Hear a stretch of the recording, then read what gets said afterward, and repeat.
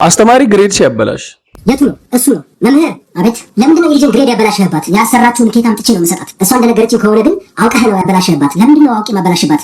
ልጅሽ እኮ በጣም ቆንጆ ነች። ቁንጅናዋና ትምህርቷ ምን አገናኛቸው? በቃ ትምህርት ላይ ጎበዝ አይደለችም። ምንድን ነው አትረብሽኝ። አሁን ስራ ልስራበት። እሺ ምንም መፍትሄ የለውም። ግሬዷ መስተካከል አይችልም። ፈቃደኛ ከሆናችሁ ማስተካከያ አንድ መንገድ አይጠፋም። ገብቶኛል።